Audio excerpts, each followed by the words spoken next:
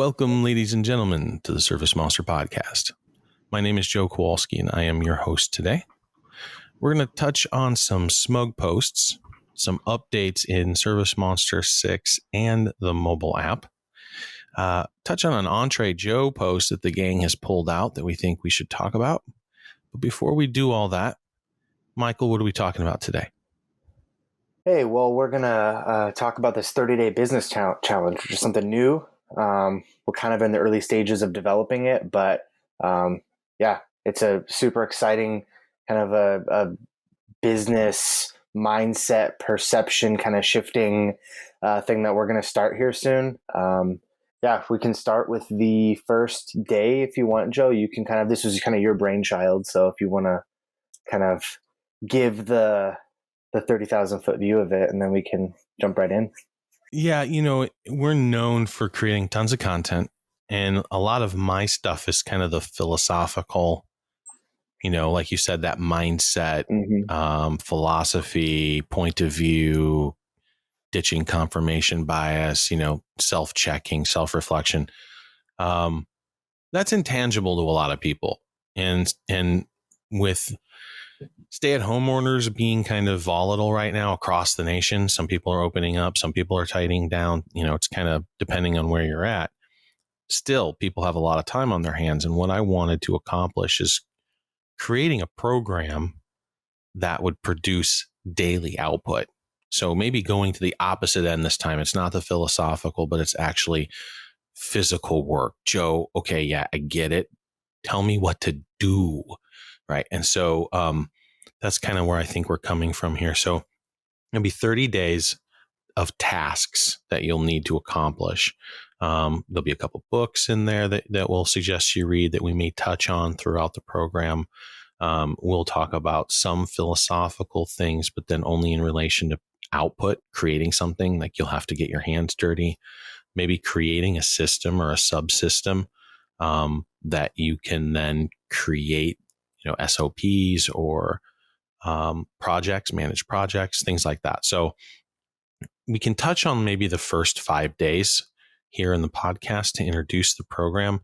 Obviously, we're going to encourage you to do the program itself. We're going to create a corresponding Facebook group with it.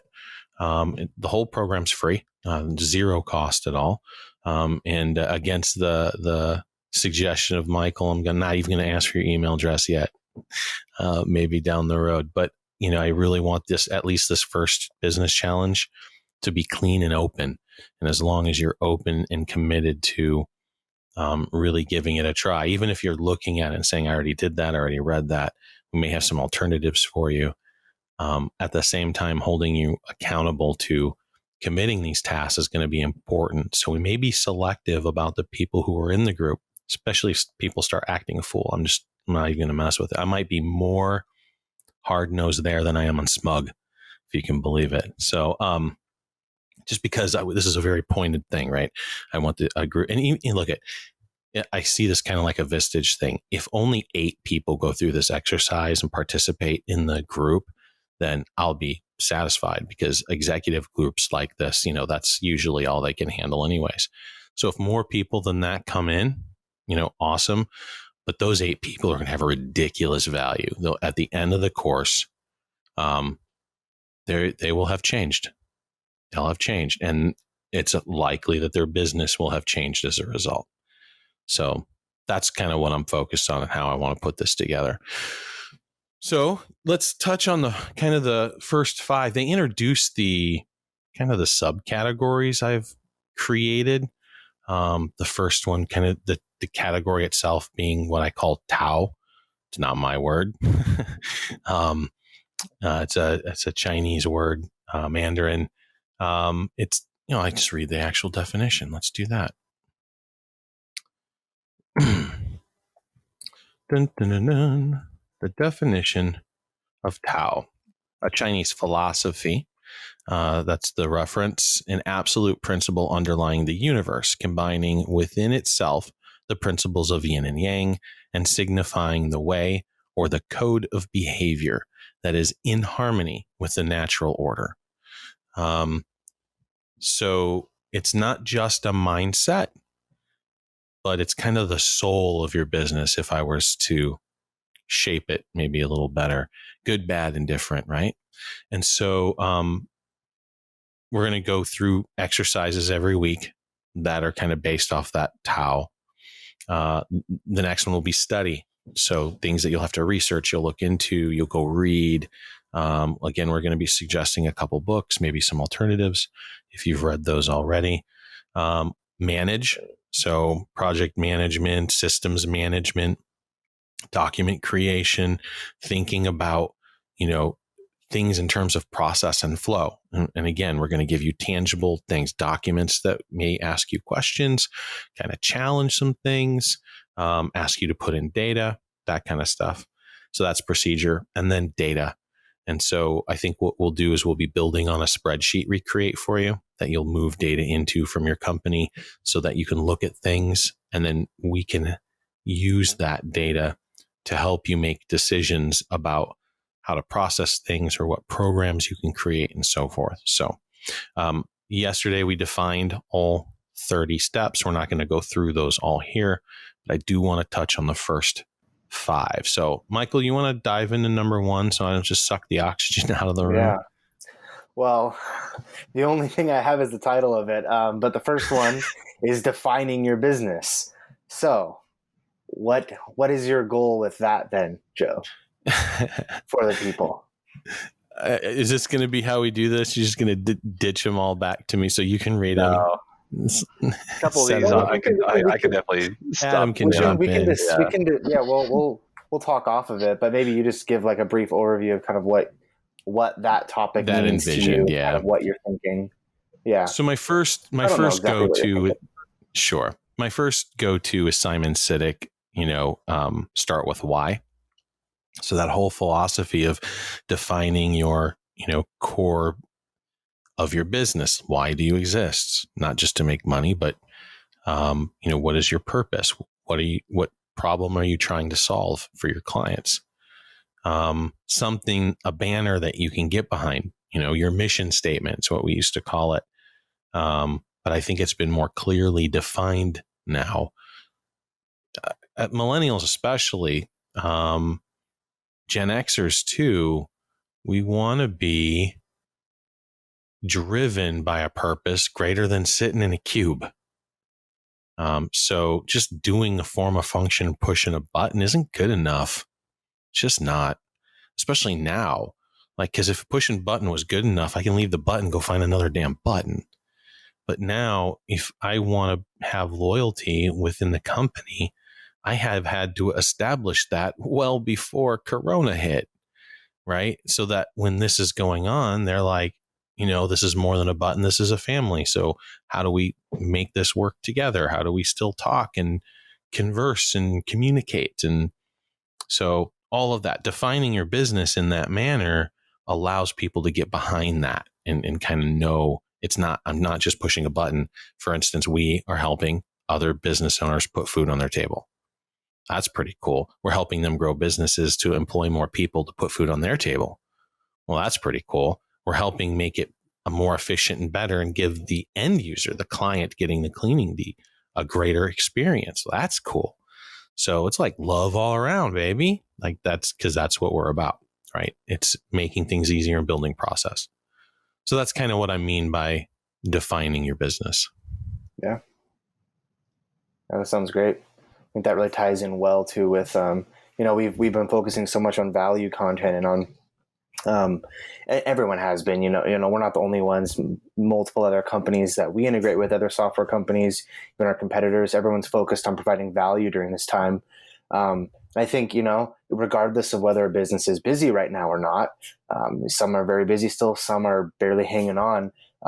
What better time than kind of this crisis to really define your business, to be like, okay, why am I doing this? What's the driving purpose? Yeah. Kind of just, refresh yourself, refresh your perspective. I think especially for business owners, it seems like, I'm not a business owner, but I talk to a lot of them and I see, they're very proud of what they've grown and what they've built. And sometimes it's probably good just take a step back and be like, okay, even if you've built something great, it can be better. can always improve. And doing something like this, starting with defining your business and then kind of drilling down into all these different topics that we're going to cover in the 30-day business challenge, I think really can help kind of resituate a business, even if they are doing well.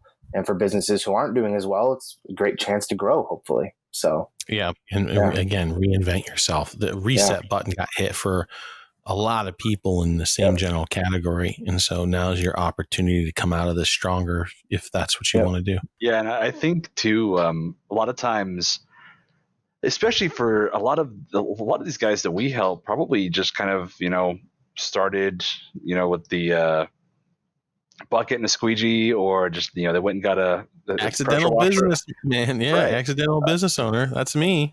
Yeah, and I mean, a lot of them, might have had a plan or something like that. But the point I'm making, I guess, is more of sometimes you just get so caught in that. Okay, so for this week, my goal was to just get some clients. I started doing that. 6 months in, I had a bunch of actual recurring clientele, work with that, and every day you're just busier and busier, and you're focused on the day to day.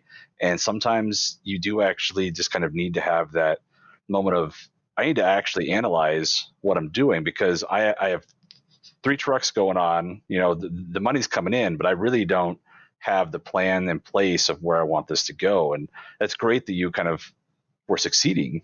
But I always like kind of just that self-analysis anyways, because it could have just been, what's my goal? Well, my goal is just to make money, for my family. And, there's really more to it when there's so many stakeholders involved with owning a business. So it's the first thing that you're going to be forced to do when you join an executive group of any kind anyways. Good, bad, or best, whether or not you're crushing it and want help doing that, or you're hurting and need help to win. They're going to make you document stuff and write stuff down and figure stuff out and ask you questions. And so that's kind of how we're setting up day one, which will help kind of lay the foundation and get your head straight for the rest of the exercises. So what do we got for day 2? Day 2 is the focus is study, and it's going to be reading the E-Myth.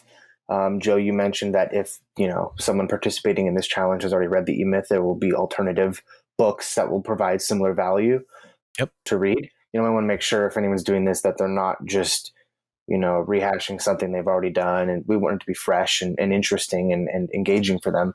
But I think with the E-Myth, your goal, correct, is to kind of have them read it over like maybe half of the challenge, and then start bringing in some principles from it throughout the kind of I want to give them. I'm going to give them kind of 2 weeks. I will sprinkle throughout the course a little. You don't need to have read it to understand the lesson or the task, but it certainly helps. And I guess I tried to create it in a way where it didn't matter. So if you got it ahead of time and then you saw the task and you went, oh, I know this. Or if you did the task and then you read it later and you go, oh, I recognize this. Like either direction, I think is going to be beneficial. But we only do in the 30-day challenge, we only give you 2 books. And, I'm a big fan of audio, so feel free to do them on Audible. And we'll kind of talk about that. We'll point it out. We'll give links. And I will come up with another one on the E-Myth. I'm thinking maybe the pumpkin plan, but anyway, I'll kind of go from there. So you've mentioned E-Myth a couple of times. What is it? Why don't you just give like a quick synopsis, kind of like why you feel like this is such an important value? Thank you, Adam. That's a great question. Its core is establishing the knowledge of the 3 roles in business a business owner plays. And he identifies as these roles as the technician, the manager, and the entrepreneur. You can put whatever label you want on them. But the idea is the technician is the one fervently doing the work, right? So in my example, this would be coding. I'm just coding away, right? I'm writing web pages. I'm writing the app. I'm just coding, answering the phone, making the sales. So this is when it was just Eric and David and I.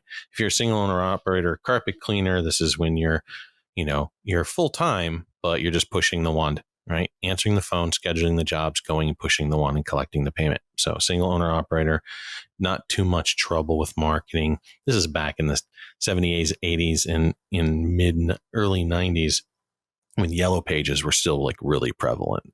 So if you had a decent van and a yellow page budget, then you could pretty much keep a business afloat.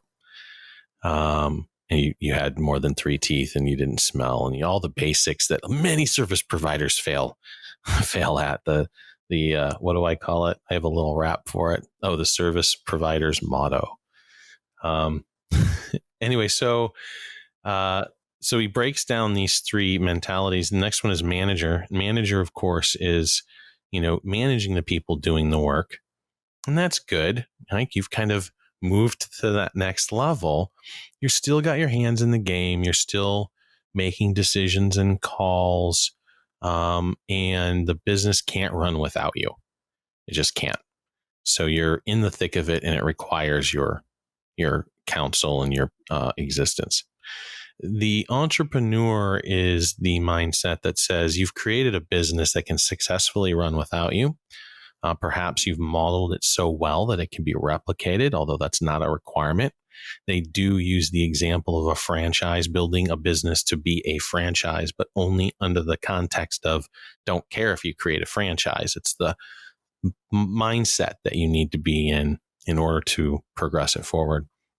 And then, of course, that entrepreneurial ability to say, okay, well, if you can achieve that, and then you still can be a technician once in a while, a manager once in a while, and then absent once in a while, that's kind of nirvana for most people. And that's what I've been trying to achieve for the last 3 or 4 years too, right? So that's the path. And I like the setup and the way they go through it and the way they focus on process, and really understanding that you're on a journey from technician to manager to entrepreneur. And this is like the hero's journey, right? From the pre-warrior to the king, which is, an interesting analogy all in of its own. But that's kind of why I like the E-Myth here, because it just sets that up to say, okay, maybe I'm too much tech, too much manager, and not enough entrepreneur right now. So maybe these next 30 days and the tasks that Joe and his team are presenting can lead me on that journey. That's great. Yeah, that's going to be super beneficial, I think, for anyone who hasn't read it. Yeah, the third weekly topic that we're going to be bringing up is manage. The first week will be create a project tracking system. So these are more practical day-to-day business managing tasks that we'll be giving you guys. So for creating a project tracking system, what were you thinking for that, Joe? Is that using Trello? Is that what we're talking about? Okay. We're going to go to Adam's favorite, kind of freewheeling scratch pad project management, right? You can get crazy with the project management system, and people sometimes will analysis paralysis themselves. All you need is like Post-it notes on the wall. And so Trello did that and made it digital. And then they gave a little bit more because their users wanted. Yeah, the way that I kind of explain Trello is exactly that. Imagine if you had Post-it notes that you had easily defined, just, columns when you reached a certain step, and then you add automation to it and team collaboration and things like that. But the important thing isn't necessarily to use Trello. We're going to have that as an example for you guys so that you can utilize that, see how it's set up, see if anything of that is beneficial. We'll lean on it a little bit, because I do want to give them that project template in Trello, right, if we can pull it off, that gives them the 30-day business challenge as a project. I guess the point I'm making is you guys absolutely utilize this that we'll have set up. But if you find something, maybe you already use something like Monday.com, maybe you use Asana, maybe you literally just use Microsoft's to-do list and you just kind of categorize that over the span of a week. The point, like what Joe said, is sometimes you can overanalyze. You can try to pretty it up too much. You can try to if I have this automation doing this and it'll save me here. Like at the start, it's really just, are you accomplishing the tasks you want to accomplish in the timeline that you expected? And if not, are you actively seeking to solve those problems? If someone else needs to get involved, are you able to easily track that and get their input on that? Is something blocked? Is this just the project took longer than we anticipated? Okay, what can we do better next time, to make sure that we're tracking that correctly? And at the end of the day, you're checking things off. And that to me is just a psychological thing. Like I'm a big just being able to view something, but when you're able to just check and it's there, even the smallest thing sometimes is just oh, thank you, it's done. and get some of that off your plate. So it's just a really easy way to keep track of all of that, because a lot of you guys probably have a lot going on. I mean, I've definitely in the recent weeks just trying to get, as I've moved into this kind of new role, just trying to get everything, laid out so that I'm not constantly flying around the seat of my pants. So that's not how you operate. Oh man. Well-timed execution. Yep. No, that's good. That's good. That's definitely your day 3. What's your day 4, Michael? Day 4 is procedure. This is going to be developing an SOP system for the first week. This is more internal business focused things you can do to strengthen like your business as a whole, or like kind of the back end, how you run, how your operations are conducted with your employees. So here, developing an SOP system. I honestly have no idea what you have in mind for how that's going to look, but it sounds great because we all know that we've seen at ServiceMonster, SOPs, having it documented how to do certain things is so crucial, especially when you have new employees. It makes training them way easier. So, yeah, and if we can help you get a system set up and established, and I think we'll give them 2 options here. The first is going to be file system based, so they can do it on Google Drive.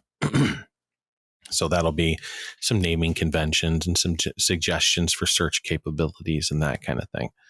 And then the second method that we can touch on, at least point them in the journey, is maybe the WordPress with some plugins, very much like what we do, because that's how we use it as well. So we might as well show them how we did ours. It's a little more complicated than a shared Google Drive, but it's going to be more secure. You're going to be able to control it a little better in the different levels. It's going to be better indexed, which means for greater searching capability. And I don't know, it's just a more systems system, right? So if that's kind of what you're looking to do, if you just need a place to put your documents because you only have a handful of them, Google Drive is going to be fine. So we're going to give them both methods and let them set up which one they prefer. Yeah, I'll look into some other options besides WordPress too, just because WordPress is great, but there's also other. And when we've really moved hard to move away from WordPress the last year or so, which I love-hate relationship I'm all with them. about that train. I love it. So we don't want to be pushing it, but it is the biggest platform with the most plugins to make it the easiest to get an SOP system up. Yep, totally. Yeah, we'll have plenty of options there. 5th one is data. Create a spreadsheet. You put here expenses versus income by month, last 24 months. So this is just, business data. Like we always talk about data, how important it is to have actionable data on your business to know how you're doing, to know where you can grow, what's working great. So much importance on data that we say all the time. So yeah, I think for this, it's pretty self-explanatory. It's going to be creating spreadsheets. We'll have a handful of spreadsheets through the course, and it'll probably be one sheet, spreadsheet with one workbook with many sheets, and we'll do a template for you so you can plug stuff in. We're probably going to have you break down your expenses into some categories, so that we can then give you vision on things like cost of goods sold and margins. So we can touch on things like what your buyer, hold on. We can focus on other things too, like what your buyer process looks like. What are they buying in what seasons, kind of your seasonal flow and effort. That will then help in other decisions with other tasks we do down the road. So it'll be a cumulative building process on this, basically the spreadsheet that we give you. Cool. Sounds awesome.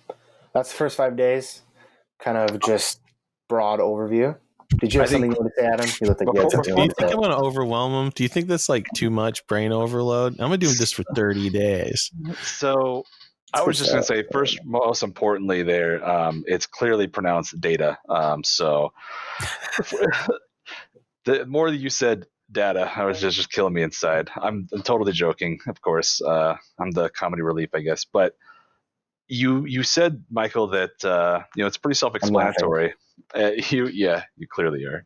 The funny thing about data is it seems self-explanatory. It seems simple, especially if you're a very analytical type person.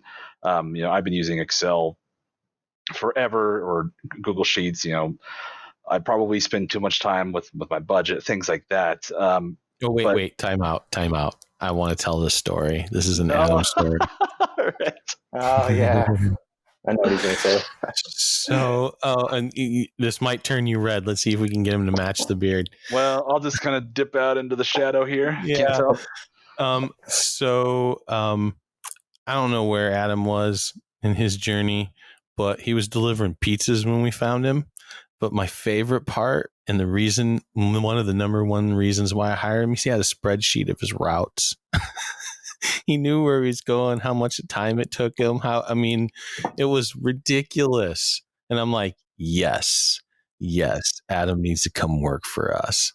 And so, a little bit about spreadsheets. Yeah, no, I delivered pizza all through college. And for me, I just wanted to make sure I was getting paid correctly. But just knowing what the routes were, like I probably took delivery driving to a whole nother level. But the point I guess I'm making is that that's not how everyone operates. And that's totally okay. No, it's not. We're going to fix them. That's what this whole course is about.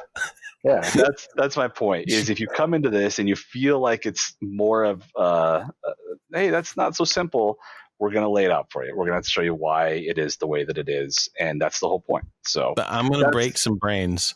Yeah. Like I'm not gonna hold back right hooks here. You're going to take this course, and you may be an hour and a half in on a task and be like, I'm done.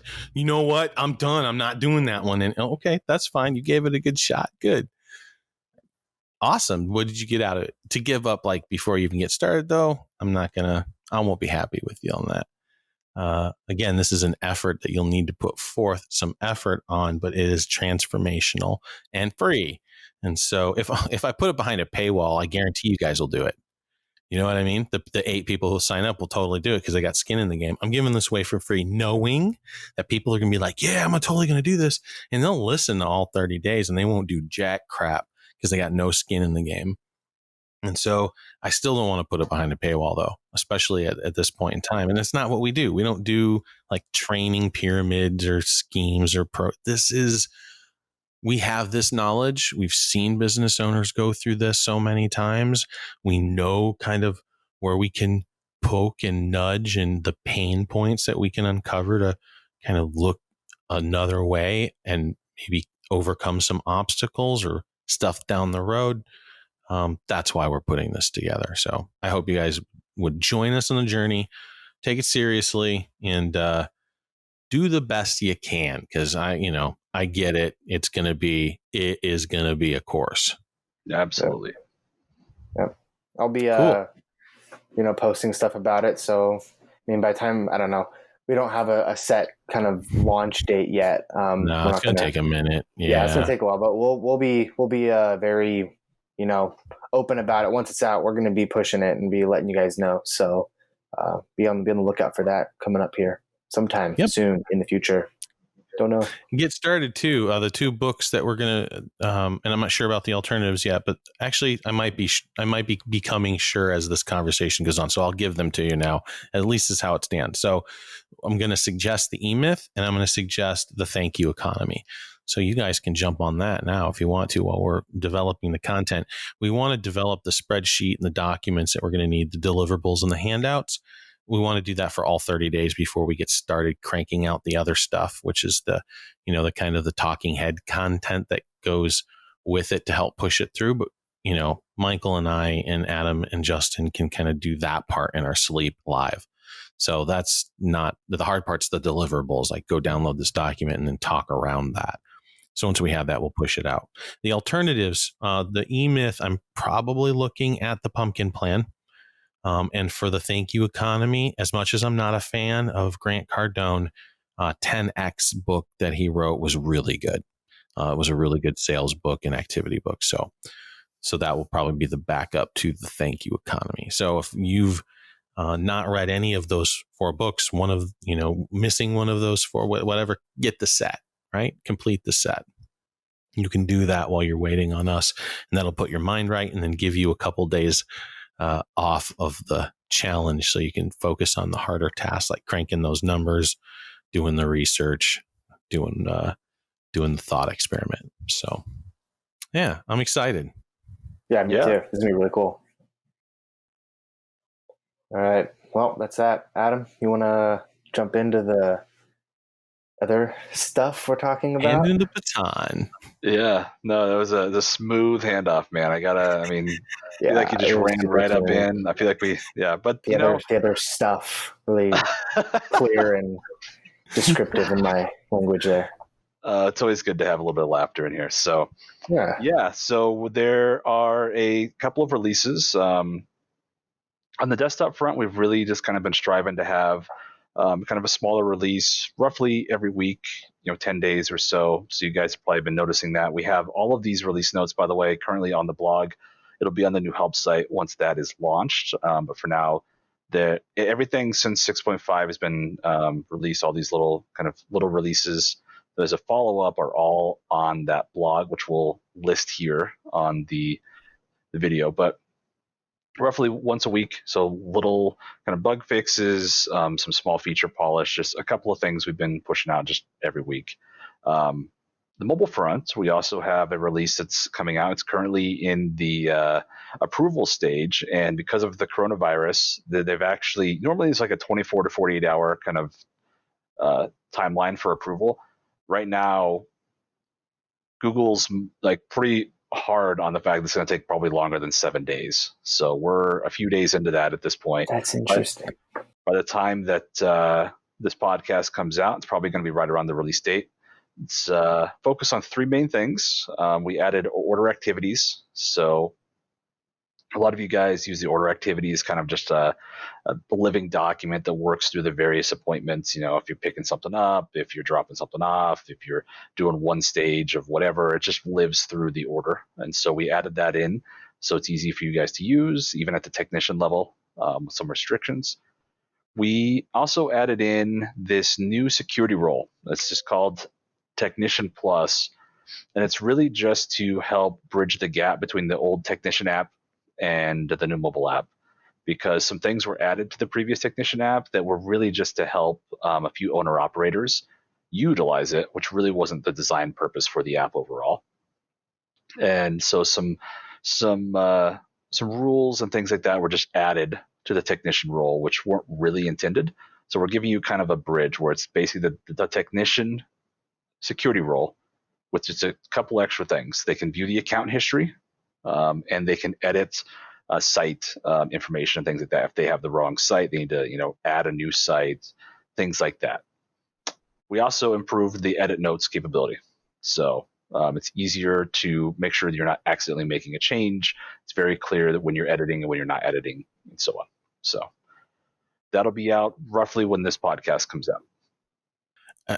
While we're on the topic of mobile, I just want to touch on it because so many people have sent me hate mail for the sort order of the images for the image upload process. Yes. And we are aware of it, and it will be fixed in a very upcoming release. And the reason why it's not in this next one is because of the complicated nature, if you can believe it. It's just not a sort in the other way, because the library that we were using was attached to a specific framework within the technology that we were using. And the fix for it, which comes from the control, requires us to upgrade a major version of our framework. And that is a very daunting and difficult and tedious task, of which Ethan has been working on for the last 3 days. And he has made massive progress, which would suggest he's nearing the end of the list based off the known list. The problem, though, comes into the unknowns.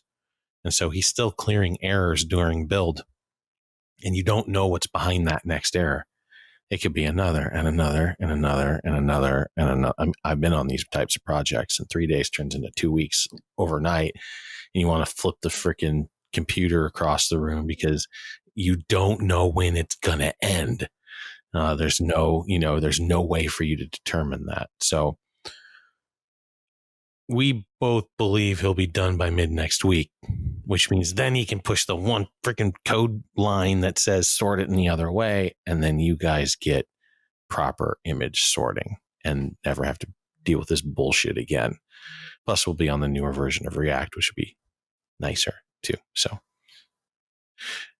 I just want to touch on that just because I know so many people are like unhappy that we have that sorting bug. Yeah, and it's especially, I mean, I know some people have like 10,000 photos, and so if they have to sort through 10,000, their thumb probably falls off by the time they get to the end of the list. So. Well, and can you, and I don't know, I would be playing around with it. Like, can you create a subfolder? Can you default it to a certain folder?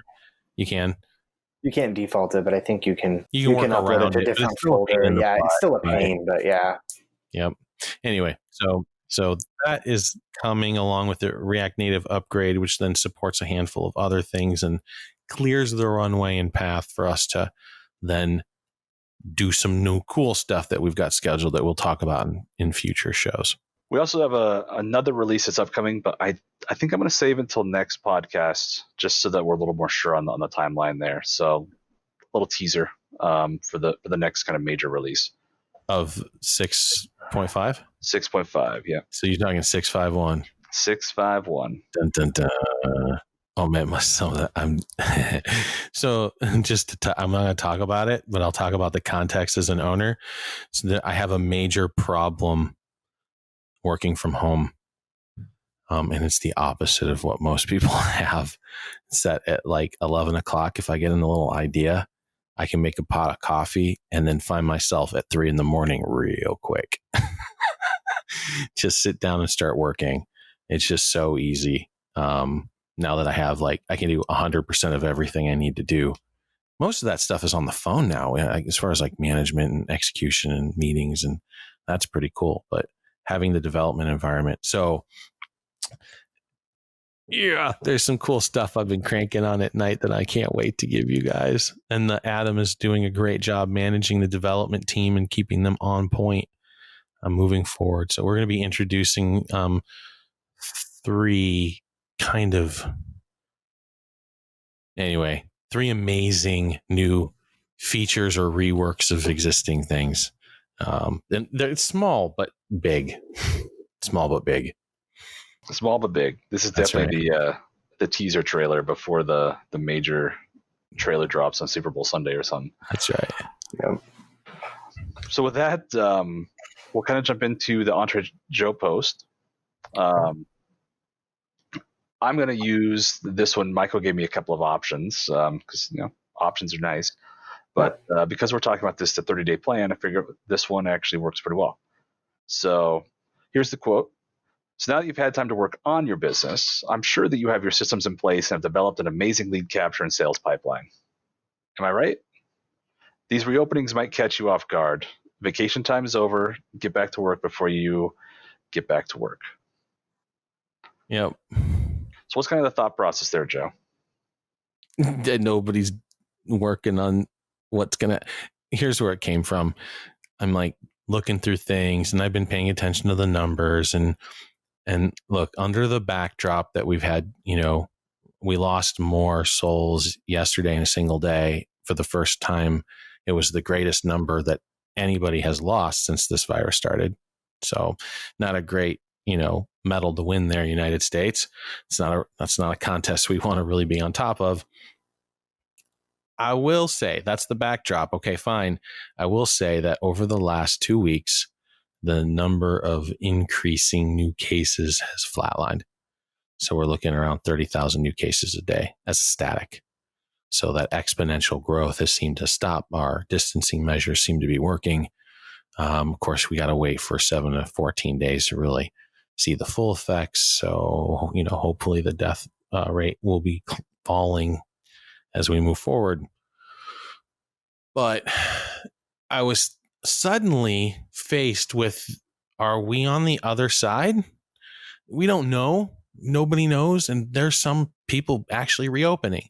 So they're going to be opening up businesses here. And I think that that's what's going to happen. It's going to be a slow opening. Like, okay, let's deem more business essential. Okay, let's put more people back to work, but maybe not in some higher risk area. You know what I'm saying? So it'll be this ever slowly increasing ability to work and move around and get jobs. And I just suddenly realized, shit, that 6 weeks happened really fast. I mean, like, and it might as well have been 3 years, right? As far as like what our brains are doing through this whole process. And if we're, let's say we're at peak and that we're looking at 6 more weeks before the new normal or more new normal is closer to being established, that's not a lot of time to get your shit together and take advantage of the situation. Like, you could have been potato chipping and couching it and Netflixing it, and now half that time is gone. I don't know if you guys remember the feeling.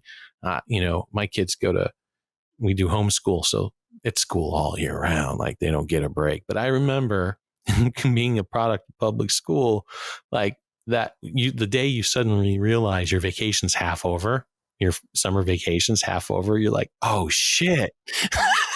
Oh no. And so I had that feeling in the pit of my stomach for business owners, like, oh crap, half of it's gone. The opportunity here that could be had is being wasted on Facebook arguments. Let's go focus on our business for a minute and clean things up. So of course it was the jab. I know you guys been working on stuff, knowing that nobody's working on stuff. And then saying, hey, it's time to get back to work before the phone ringing and you start pushing the wand. Take advantage of these next few weeks, few months, whatever it turns out to be.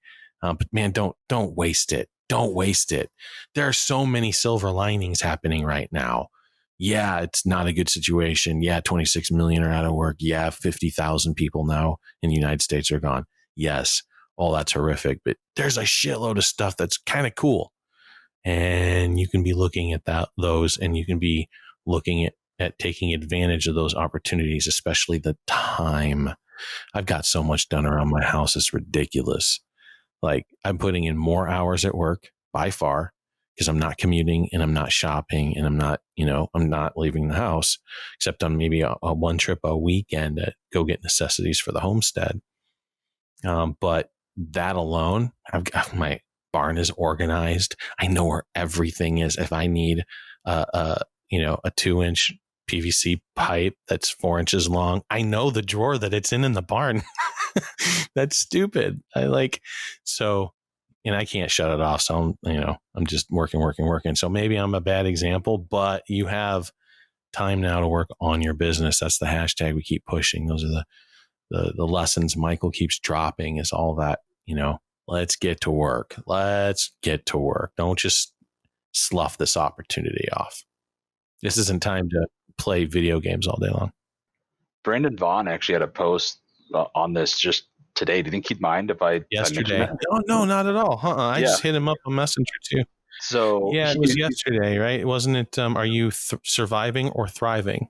Yeah, and he's really just talking about the same thing. It doesn't necessarily mean thriving doesn't necessarily mean that everything's great. It could still be, some major issues as far as, layoffs or, furloughed employees or whatever you might be going through. Because obviously, things are a little bit scary out there. But what he means by thriving is, are you actively finding things to improve your business? Are you working on yourself? Are you making sure that you're still going through the motions to make yourself, a productive human being? Do you have a positive outlook on it? All these things that tie into exactly what you're talking about. Like, just take this time that you probably won't get again in the near future to make some of those improvements. Yeah, and I may take this opportunity to be a little bit selfish, give an example of a different owner's perspective here, and then also maybe put some confidence in clients at ease a little bit. ServiceMonster coming out of this will never have been stronger. the team that we have now cultivated is ridiculous. We had to lose some good people in order to make it to the next level. And the people we kept wasn't an accident. And we still love you for the people that we lost. I'm just saying that this refinement process, and now being able to do more with less, because our technology has forced us into a position that I was dragging my feet on, and it's given all of us a lot more freedom. Like, do I care if someone goes and works with their, chickens for 2 hours in the middle of the day? Like, it depends. Were they supposed to be on the phones, then weren't? Then we have a problem.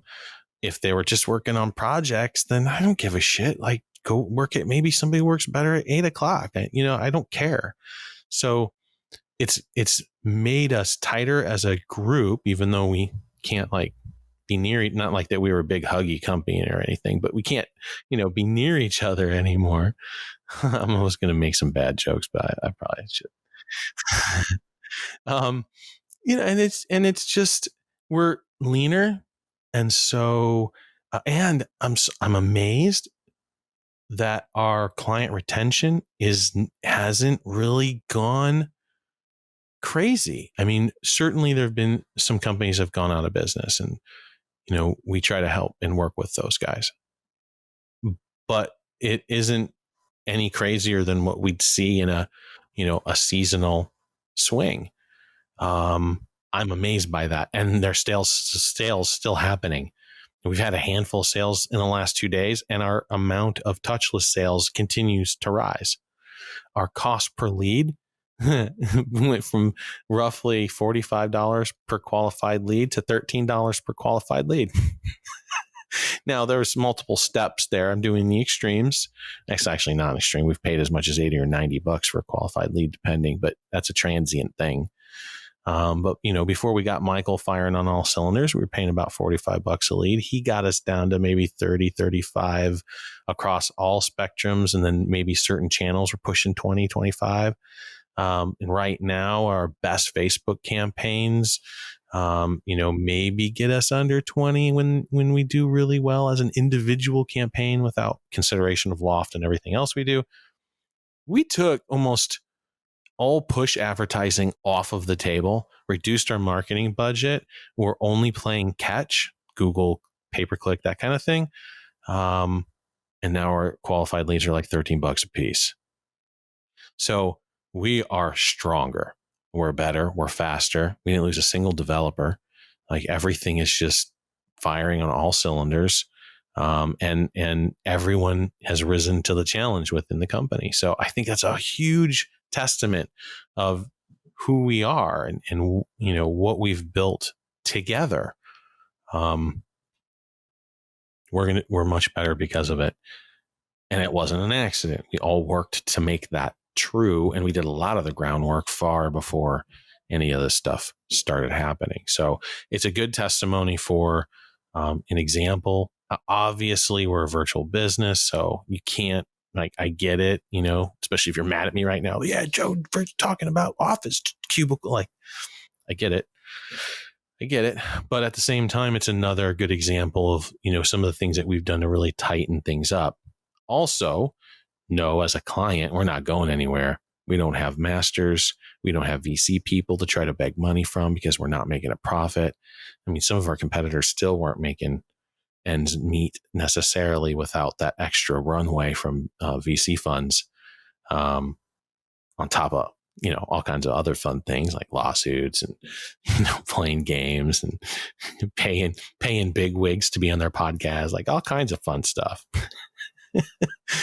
But it's an interesting time that we live in, and you can either grab it or you can just ignore it and use it to play video games and watch old football reruns. Or, you can bust ass and change some stuff around, make some stuff happen. To be fair, Joe, if you're a Patriots fan, you probably need to watch some reruns right now, because otherwise, pretty rough off season. So, you know what? All those sports jokes are lost on me, man. It's okay. I got it, Adam. Okay. Anyone who's a Patriots fan will get it, so that's fine. I'm not a Patriots fan, by the way. Bronco fan. Good clarification. Yeah, no, it's important. How does that work with the dichotomy of David being a Denver fan? I don't know. Oh yeah, no. Don't you guys like hate each other like Denver? So pretty much everyone hates the Patriots who's not a Patriots fan, but we don't need to dive into that too much. But let's talk about the analysis of the political environment of fantasy and real football. Yeah, there you go. I'll pass. So to finish this up, we'll jump into some SMUG stuff here. Michael threw together a few posts here. So first thing is just kind of driving attention to features. We do this from time to time. Anytime something comes up in SMUG that they're not aware of a feature set, again, we're looking to improve this. That's part of why we did 6.5 the way that we did, so that when a new feature comes out, you guys have it front and center to go use it. But Kurt was asking about being able to text a client on the way to the job. Or text an invoice or review link or so on. And you would just kind of reply to them like, hey, we have these features. And so they already exist. It's just kind of being aware that, yes, you can send one-way, text messages right out of the gate. And you can also expand on that with a Twilio integration of your own and set up your own pipeline. You can literally receive replies and everything through ServiceMonster. So anyone who's not aware that, that's there. And him and I talked at length on Messenger this morning and this afternoon because they had some weird stuff going on there. All of their mobile numbers are marked do not call. And it's because they have a weird mobile label. It says mobile phone instead of mobile. And it's not probably triggering. An import. Yeah, something's weird. And so, David's going to have to flip a switch for them or something. And it was working weird on the UI. So he was running into issues on top of being unaware that the feature was present. And then templates. Are we templating SMS for new clients now? Do we have any SMS templates? We do have SMS templates there, but it's not in the staging process. It's not pulling that through yet. It's been kind of on David's back burner for a while. So maybe this is time to implement that. But there are templates there. Yeah, because, if we really want to give them a genuine out of the box, I want them to be able to download the product, put in a client, tap a button, and have them send them a text. Templated, ready to go. Okay. Anyway, yeah. Here we are doing project management under the sausage factory. Go make a tracker, Adam. All right. Sorry. So the next part in our factory here, I don't know if they pronounce it Amelie. Is there a feature in SM to track the status of an area rug pickup? Like if you picked it up, cleaned, ready to drop. This is one of your favorite hacks. Yeah. That's why I put it in here, because I knew Adam would I know. I saw that, and I was like, he's just for you. He's baiting him. Yeah. No, the two things I wanted to kind of showcase: that you can use our opportunity board. You can kind of hack it to turn it into just project management for something like your internal rug shop. There's a video that shows you how to do so. We'll link it here on the podcast and so on. But there's also going to be improvements to that'll be coming down somewhere down the pipeline this year. We don't have a set date on it yet. So I know a couple of you, I know Alan Falls is really looking forward to that. But there's going to be improvements to this. So if it's something that you guys are heavily just salivating over, I kind of want to just draw attention to that and get feedback from them and see if we have other rug cleaners who, if the hack will work or if they're, need to bump anything up priority wise. So love having that in there. Yep. We have started work on a, just an overall better project management system for order management and service item management, but we're in our infancy, but we're out of the whiteboard stage, and there was code actually being written and then rerouted, but we're working on it. We're working on an actual solution that'll take out the hack, but the hack's pretty damn good. And it gives us some clear indication of what we need in order to make that rug portion really work well. They also asked in a separate post, which, gosh, we're just gonna turn this into a product meeting, I guess. But it's a big question about Stripe or Authorize.net and credit card integration and utilizing it Storage. for basically like a deposit or just to store the number overall. Yeah, we need to put this in. So it doesn't exist. It can store it if you have set up your merchant services to store it. There's some hoops you might have to jump through on your end. But we do utilize that. ServiceMonster can use it. We stash a token so that we can run charges later and so forth. I'm going to be leaning on getting this done sooner rather than later. The ability to just enter in a credit card so that you can store it, so that you can run charges later, which will close this gap for her. So what I'm hoping, or him, now that you got me questioning the name, because I didn't even dive into, sorry, individual on SMUG. We love you. So it stores it with the merchant so that it doesn't store it on our servers. So we wouldn't be hacked anyways. We know how to store things correctly, but there's all kinds of hoops you have to jump through to be PCI compliant. And it's easy for us to move that burden of responsibility off to the merchants, who then store your credit card information correctly. They hand us a token or a key for that individual credit card. And so if we want to run a charge for that client in the future, ServiceMonster just has to hand off the key. So it's not difficult on our end. It shifts the responsibility to merchants who have full responsibility over PCI compliance. It makes you PCI compliant, which is really important, because if we weren't PCI compliant, then as a business, you are not PCI compliant. So when commercial accounts ask you that kind of information, I don't know, deer caught in headlights. If all of your systems are PCI compliant, and ServiceMonster being next to your financial system, the most important data system that you're going to have, then yes, you can say, yes, my provider does PCI compliance because we ship it to Stripe or we ship it to Bank of America, or we use Authorize because they have a storage mechanism there as well. So, and that'll be true as we move into other products. And I certainly want that pushed forward because I really want to finish contracts, which is not yet done because it doesn't auto charge, right? So as soon as it auto charges, when we can run ServiceMonster corporate out of ServiceMonster for subscription charges, then that portion will be done. That's kind of how I look at that. So it's very much like setting up your own recurring payments for your clients and then just having that run, which I'm a big fan of. As you might tell, I built a whole business around it. One other thing to note too, until that change goes through, I think it was Renee, but someone jumped in and said that they do this, and what they do is they do just a $1 charge to verify that the card works. And so just kind of find some sort of, if it's important to you, if you're taking a deposit, obviously you can just take, $100 charge and put it on there as a deposit. But if you just want to kind of say, hey, we just want to double check and make sure that the card is actually goes through. Yeah.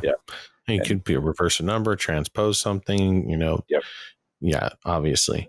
So and that was one thing I thought of. I'm glad she jumped in is, you could run a low dollar charge because you don't know later when you do the work and then try to run the charge after the fact.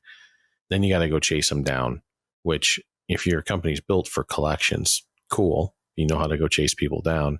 A lot of people don't. And so if you've missed that opportunity to actually collect a payment and you got the wrong info, then it's going to be difficult, not impossible, but difficult to go figure out and get them to actually pay their bill. Absolutely. So I'm hoping we can make that like kind of they do address verification services as part of the storage of the credit card, I would imagine. But Adam, let's make sure that that's on our tracker, so we either know the answer or we force the issue. Yeah. A little more sausage. Yeah. Lastly, this one I'll be able to hand off to Michael and you to discuss at length, because there was also generated tons of feedback and discussion about SMTP and just email email information Again. going to spam. I don't know how much length we've got left to do at length. Well, yeah, I put it in there just to mention. We don't need to necessarily go into it. We have discussed it a lot, but I was just going to say, like, the reason I wanted to have this one be brought up, just about SMTP issues is, we for so long have pushed people, get set up your own SMTP, but we got a lot of feedback. What is SMTP, Michael? I don't remember what it stands for. Is it Simple Mail Transfer Protocol or something? Very good. Yeah, that's it. Yeah. They don't care about that. What is it for them? Oh, I thought you were asking what it meant. It's basically how you're sending out your emails, like the server that you're sending your emails through. So like we have one built in that you guys can use in ServiceMonster. But if you all are using it, yeah, for now, key for now. It's a mess if lots of different companies are sending through the same SMTP service that we have set up for you guys. So we encourage everyone to set up their own SMTP. However, in the comments there, we were seeing a lot of people having issues with their own SMTP, which is odd, but there's so much that goes into email deliverability. So I have a really long post from SendGrid that I'm going to link in here. It's just kind of why I wanted to bring it up, because I wanted to be able to link it. It's their, what do they call it? Their 2020 email deliverability guide. So it's pretty new. It has a ton of great value in there. It's pretty hefty. It's pretty long. I haven't read the whole thing, but I think there's a lot in there that people could, if you're having issues with SMTP, with your emails getting to people's junk and spam folders, I mean, that's not good.